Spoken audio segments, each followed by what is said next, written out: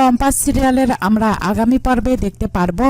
Compass বিহানকে বলেন, যাক বাবা, গোলাপ ফুলের চ্যাপ্টারটা শেষ হয়নি এখনো, আপনি আবার এই গোলাপ ফুলগুলো ফেরত দিতে এসেছেন। বিহান বলেন, এই গোলাপ ফুলগুলো আমি আনিয়েছিলাম, আমি কারোর ধার বাকি রাখি না, আর তোমার ধার তো বাকি রাখতেই চাই না।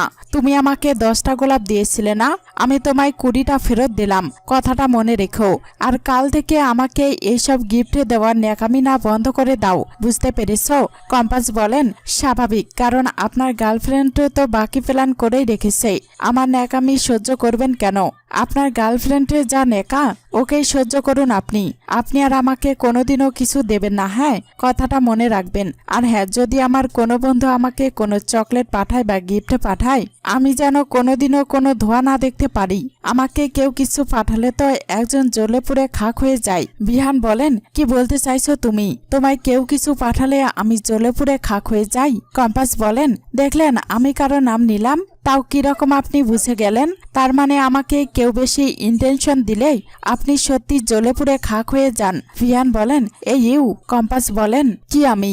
আপনি তো মশাই বিচিত্র মানুষ, ভাঙবেন তবু মস্কাবেন না। কিছুটা হলেও তো আমি আপনাকে চিনি, আপনার সব প্রবলেম বুঝি আমি। ঠিক আছে, আপনি এবার যান, আমার না অনেক কাজ আছে। কি হলো, আপনি এখনো গেলেন না? নইলে কিন্তু আমি সারা পাড়ার লোককে জানিয়ে দেব যে বিহান চৌধুরী কাল রাতে বইয়ের জন্য গোলাপ নিয়ে এসেছিল। বিহান মোনালিসাকে বলেন, কি হলো মোনালিসা, কেকটা কাটো। ও জানো, আমাকে এত সুন্দর ফুলের তোড়া আমায় কিন্তু আজ অব্দি কেউ কখনো দেয়নি, আমি স্বপ্নেও ভাবতে পারিনি। আমার কিন্তু এই ফুলের তোড়াটা দুর্দান্ত লেগেছে। Thank you so much Monalisa. এই কম্পাস, তুমি জানো তোমার স্পেশাল বন্ধু তোমার জন্য ফুলের তোড়া পাঠিয়েছে?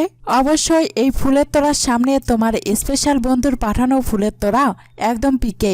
আসলে মোনালিসার মনটা তো অনেক বড়, তাই ওর দেওয়া ফুলের তোড়াটাও অনেক বড়। তোমার স্পেশাল বন্ধুর মন বোধহয় অতটা বড় নয়, বুঝলে? কম্পাস বলেন, হ্যাঁ, আমার বন্ধু আমার মতোই গরিব। বিহান বলেন, কেক যখন কাটাই হচ্ছে তখন তুমি বা বাদ যাবে কেন? তুমিও এসো, কেকটা কাটা হচ্ছে তো এসো। এক পিস কেক তো তোমারও প্রাপ্য, তাই না? এসো এসো, দাঁড়িয়ে থেকো না। আরে এসো এসো, দাঁড়িয়ে আসো কেন?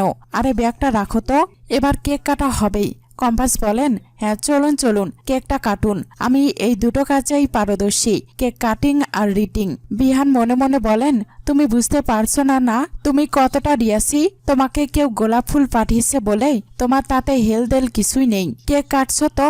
কম্পাস বলেন, কেকটা কিন্তু দারুণ। বিহান স্যার আর মোনা ম্যাডাম সে যেই এনে থাকুক না কেন, কেকটা খুব ভালো খেতে, আমি আরেক পিস খাবো, হ্যাঁ। বিহান বলেন, তোমার এত বড় স্পর্ধা, এত দেমাগ, তুমি আমাকে নিয়ে মজা করছো? আমার জন্য ফুল এনেছে, কেক কাটা হচ্ছে, সেটা দেখে কোথায় জেলাস ফিল করবে? তা না করে তুমি কেক কেটে খাচ্ছ, তাও আবার আমাকে দেখিয়ে দেখিয়ে। এই ফুলগুলো এখানে কি করছে? ও আচ্ছা, সবার সঙ্গে তুমি যাই দেখাও না কেন, তোমারও তার মানে হিংসা হয় কম্পাস ভৌমিক?